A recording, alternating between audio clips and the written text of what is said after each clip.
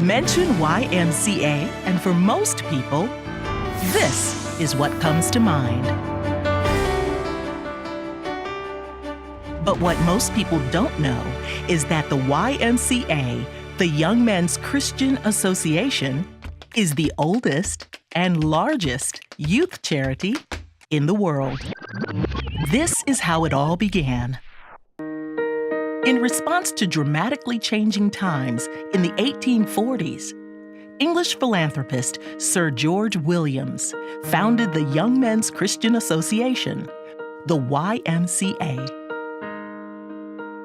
Across the Atlantic, 14 years later, in response to the rowdy behavior of railroad workers in saloons throughout the city, a group of prominent Christian leaders began meeting in local churches to form the Atlanta YMCA chapter.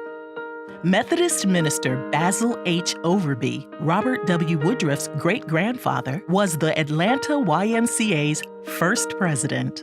His focus was to give young men a home away from home and a source of spiritual guidance. 2 years after the Atlanta YMCA's formation in 1858, as the membership had reached about 200 young men, the Civil War broke out in 1860, and Atlanta's focus and manpower were redirected. As the war ended in May of 1865, Atlanta lay in ruin.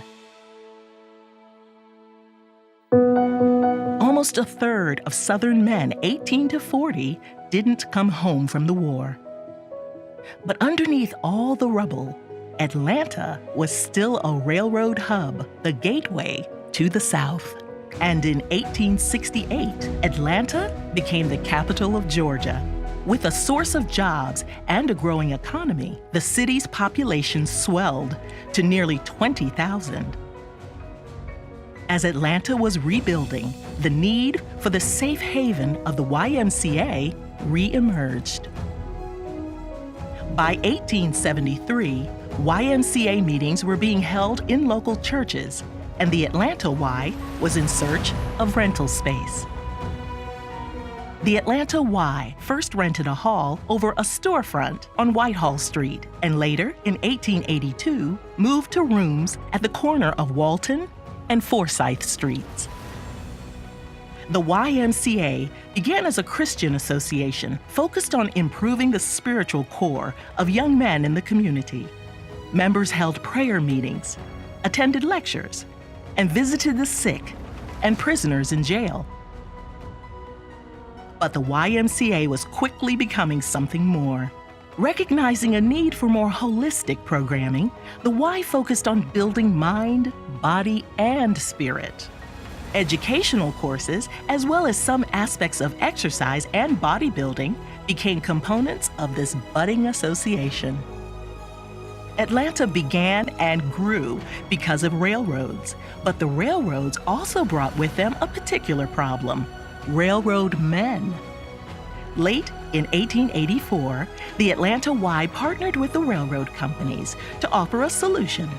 In rented space on the second floor of the Williams Building on Pryor Street, the Atlanta Y's first branch location, the Railroad YMCA provided railroad men with a more wholesome alternative to the raucous lifestyle to which they had become accustomed. In 1885, Atlanta hosted the 26th International Convention of the YMCA. This event led to the creation of a board of trustees and a capital campaign to raise $75,000, over $1.8 million today, for a new Atlanta YMCA headquarters. Atlanta Constitution editor Henry Grady headed up the campaign and raised this ambitious total in 2 weeks.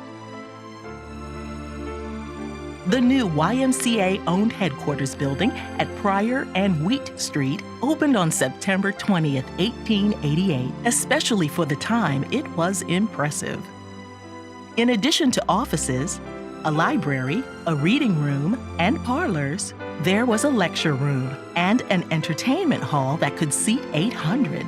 Plus, There was a well-equipped gymnasium. The ladies' auxiliary saw to decorations and furnishings. Since the Y's beginning, women have always been involved as advocates, recruiters, and organizers. As Atlanta grew, so did the YMCA, establishing and building many programs that remain in practice today. By 1890, fitness had become a major draw for YMCA membership. A YMCA staff member in Boston coined the term bodybuilding and began to standardize exercise classes. In 1891, James Naismith of the YMCA invented the game of basketball at Springfield College in Massachusetts. Today, the YMCA is one of the largest providers of youth sports throughout the country and here in Atlanta.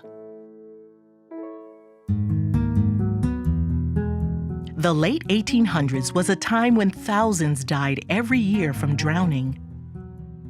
In response, the YMCA began to incorporate swimming pools in their newer facilities and launched a campaign to teach every man and boy in North America to swim. Swimming and water safety remains a priority for the Y today, with more than 14,000 Atlanta children participating in swim lessons at the Y and through community outreach programs annually. In the 1890s, YMCA volunteers supervised informal camping excursions for teenage boys. These excursions became quite popular. So, in 1900, the Atlanta YMCA opened Camp Thornton in North Georgia, near Tallulah Gorge. The camp was little more than a flagpole, a dozen tents, and a campfire site. But the opportunity for fun and fellowship set a precedent that continues to this day with YMCA camps. Today, more than 24,000 kids enjoy Y day camps and overnight camps each summer. By 1914, Metro Atlanta's population was over 150,000. Metro-wide, it was over 500,000 people. To serve the growing community, the Atlanta Y needed a more robust facility. After a successful $400,000 capital campaign, equivalent to more than $10 million today, a new twin-building complex, the Lucky Street YMCA, opened in October 1914, replacing the Y's first building on Pryor Street. One of the two buildings was designed for boys 12 to 14, the other for men.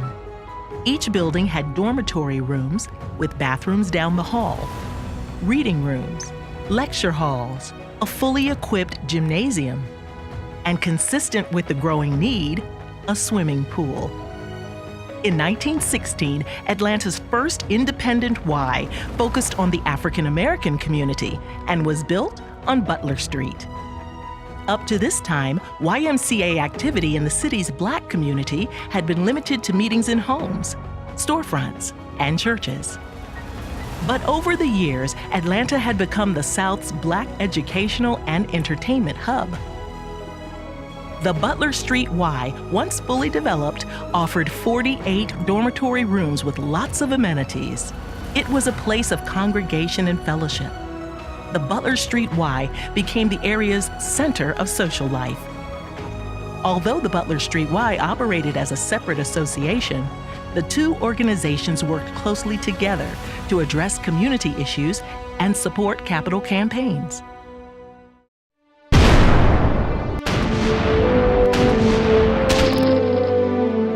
America's involvement in World War I began in 1917.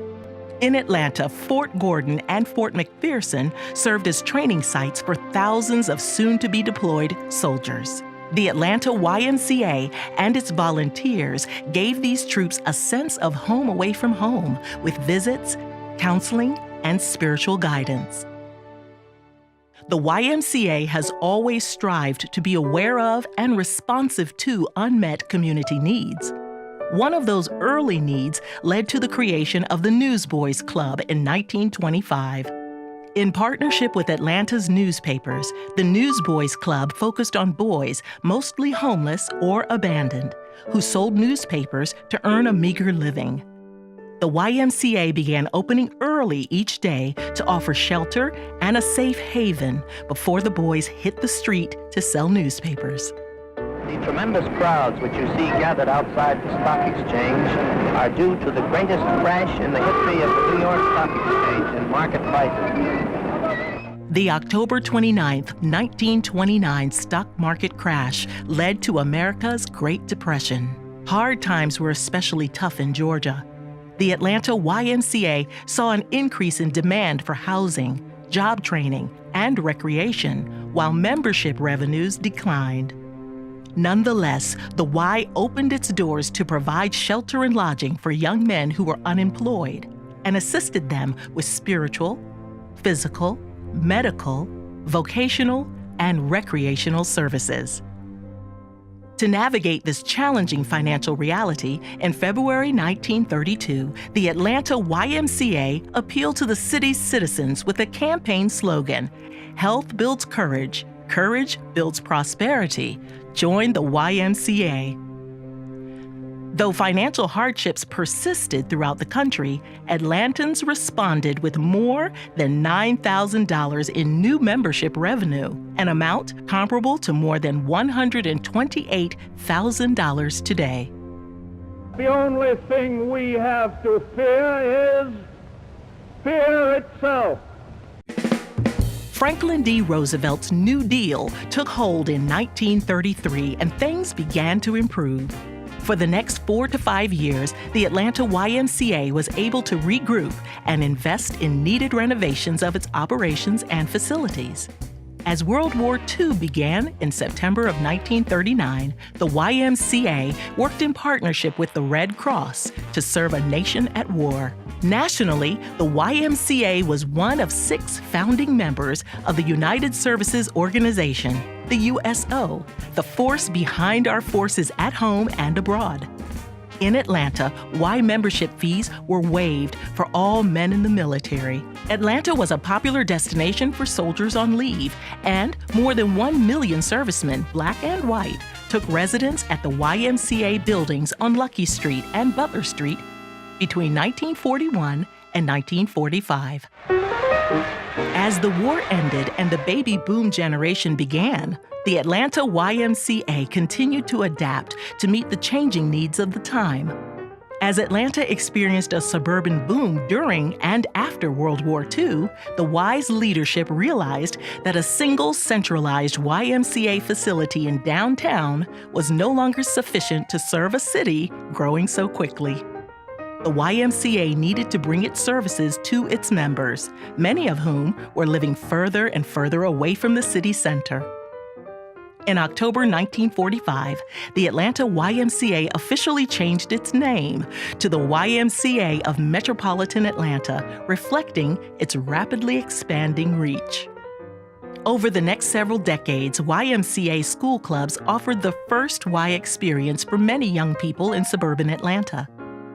These clubs included High Y for high school boys, Junior High Y for junior high boys, Gray Y for grade school boys, Tri-Gray Y for grade school girls, and Tri-High Y for high school girls. Children participated in activities like football, basketball, and community service projects. By the late 1940s, there were 7 YMCA service areas throughout Metro Atlanta, where programs were operated through schools and churches. Even before suburban YMCA facilities were constructed, these program sites served the community for more than a decade and were a reflection of how the Y began in local churches in Atlanta almost 90 years earlier. The Atlanta Y's expansion into the suburbs would become a model for other Y associations across the country and came to be known as the Atlanta Plan. In post-World War II American culture, military veterans and soldiers were childhood heroes. Camping seemed to offer a taste of the military experience while also giving children a sense of independence. 2 Metro Atlanta YMCA camps, Camp Waco and Camp Pioneer, offered an array of activities: archery, canoeing, swimming, and a host of skill-building exercises in an atmosphere of good values and spiritual enrichment. In 1955, 3 years before the Atlanta Y's centennial celebration, the association set a lofty capital fund goal of $3,250,000. The funds would include renovation, updating, and remodeling of the Lucky Street and Butler Street facilities, improvements to the 2 camps, as well as construction of several proposed facilities to serve the branches operating in the Atlanta suburbs. In 1959, the campaign met its funding goal, and construction of the first suburban YMCA facilities in Atlanta was underway. The first 2 branch facilities opened their doors in late 1959, the Southwest YMCA and the Eastern YMCA. Decatur DeKalb YMCA opened in 1960, and the North Side YMCA in 1962. While the Lucky Street YMCA downtown was still only open to men and boys, the suburban branches welcomed women and girls as well, serving the entire family. 3 of these 4 buildings are still in use by the YMCA of Metro Atlanta today, albeit with name changes and various expansions and renovations. In the U.S., few decades had the impact of the 1960s, from the Vietnam War and the Cuban Missile Crisis, to the emergence of the Civil Rights Movement and a man walking on the moon. Dramatic social and cultural changes defined the times. In response, the YMCA of Metro Atlanta continued its tradition of adapting to the needs of the community while continuing its focus on youth and families.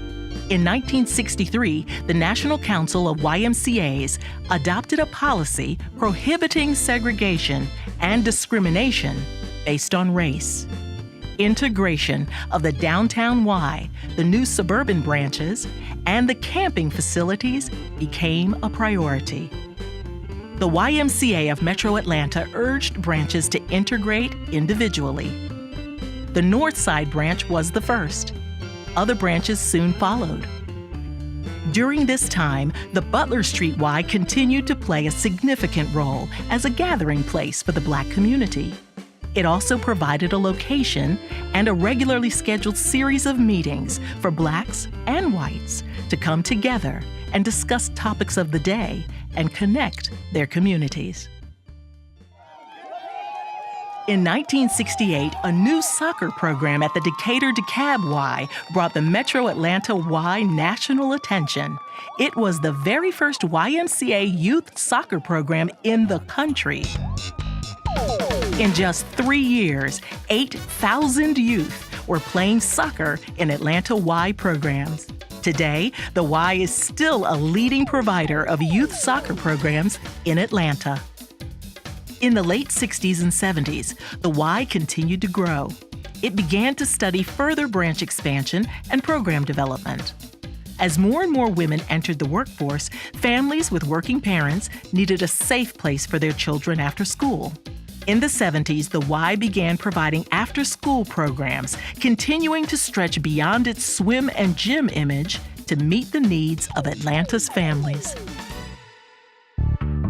By the late 70s and early 80s, Atlanta hit a peak in its transformation from downtown to the suburbs.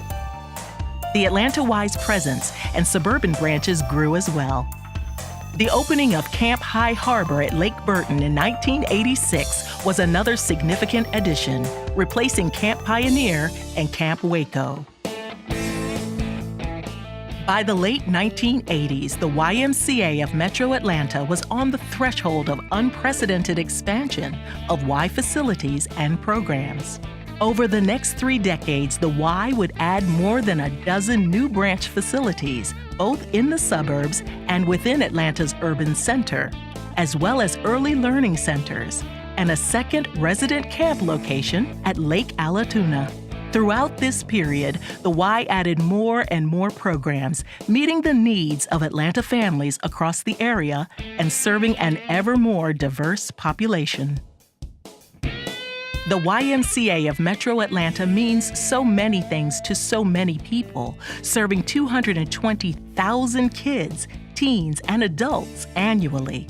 Today's YMCA provides a continuum of services to support individuals at every stage of life. Charmaine Jackson knew she needed to lose over 100 pounds. For someone who hated to exercise, the Y's research-based coach approach gave Charmaine the tools, the skills, the routine, and a fitness coach who truly cared about her and helped her succeed. The support and feeling that you're part of a bigger family, that's why I love the Y. The Y has been a real lifesaver for me. My goal was to be dance fit because I love to dance. Jabari Bennett says he started playing soccer the second he could walk. He's been playing, coaching, and refereeing soccer ever since. Following in his father's footsteps, he not only plays soccer, he also gives of himself, volunteering at the Covington Family YMCA. Volunteering changes lives. It's definitely changed my life. I've been coming here since I was 3 years old. I've loved it here for every second I've been here, and I cannot imagine myself going anywhere else. Ansley Pasquale began a life of swimming when she was only 6 months old. She's a lifeguard and swim instructor at the Forsyth County Family YMCA. I'm autistic and I have Asperger's syndrome. And the water actually helped me calm myself down. And it's something that makes me extremely happy when I work with the kids because I know that I'm making an impact in their lives. Tom Hansen came to the J.M. Tull Gwinnett Family YMCA in May of 2015, a year after being diagnosed with Parkinson's disease. Now an important part of Tom's life, the PD Gladiator program focuses on building strength, increasing mobility, and providing support for those with Parkinson's. Mutual respect for each other, and it's tremendous feeling to know that somebody cares like that. Juan Castillo has been coaching soccer at the Y for a long time. He believes the lessons learned from his team sport help young people become successful and helps them avoid becoming a statistic. And it could make the difference between a kid ending up in a gang involved with drugs. I could not have done a lot of what we did if we had not been for the support of a program like the YMCA has. A freshman at Georgia State, Sanjana Bhatt says soccer and high achievement have always been a huge part of her life. She discovered a deep connection with the Y in high school when she joined Leaders Club. Part of that club is honestly what changed my life. While I was there, being of service to other people, helping other people, is what made me feel better. Pamela Sullivan was a 29-year-old single mom with 2 small children. She was in search of life skills, a job, and quality childcare. Now, she and both children are all graduates. I know where it started. It started the day that I put my children in the YMCA Head Start program. Without receiving the support, the mental support, the physical support, just the emotional support of the YMCA Head Start program, I probably would be a lost child. Whether it was Zumba dance lessons for herself, the swim team for her daughter Sarah, or adaptive swim lessons for daughter Hannah, Beth calls the Y her happy place. When you're a parent of a child with special needs, you often hear no, and you often hear why they can't accommodate you and why they can't accommodate your child and your family. And we've heard yes here. That's all we've heard here. It's really the way the world should be. The world should be saying yes to our kids. So many of the life-changing programs offered at the Y have been made possible through long-term partnerships with corporations and foundations who have invested in the mission of the YMCA of Metro Atlanta. The Y offers financial assistance so that no one is turned away. The Why It Matters annual giving campaign now raises more than $4 million annually to support more than 36,000 scholarships each year. For the past 3 decades, strategic planning has been a key part of the Atlanta Y's success. The Y's 2020 plan focuses on ensuring school readiness, improving academic achievement, inspiring civic leadership, and empowering healthy living. The Y is guided by the vision of bringing people together to champion communities where everyone belongs. Today, the YMCA of Metro Atlanta has more than 30 facilities and program sites in 13 counties in Georgia, from family YMCAs to camps, from early learning centers to the Youth and Team Development Center. With a membership of over 153,000, a hardworking staff of more than 5,000, and a volunteer base of close to 9,000, the Y has continued to grow its services, innovate programs, and expand its reach across the metropolitan area. In 2019, in Westside Atlanta, the YMCA will open its new Leadership and Learning Center. This one-of-a-kind support and training center will allow the Y to serve as a catalyst for community reinvestment on the West Side, an area steeped in rich history, the cradle of the civil rights movement, and home to the Atlanta University Center. The Leadership and Learning Center will house the Y's Metro Atlanta Association Support Center, as well as a state-of-the-art early learning center that will serve the community. The center will house the YMCA of Metro Atlanta's Regional Training Center, serving staff from across the association and YMCAs in other states. The center will serve as a true hub for neighborhood activity on the West Side and position the YMCA for continued growth in decades to come. The 160-year history of the YMCA of Metro Atlanta is an account of people doing remarkable things together. YMCA volunteers, donors, members, partners, and staff continue to create positive change in Atlanta by adapting to meet the unmet needs of our city. The Y is a place of diversity and inclusion, a place where everyone belongs and is welcome.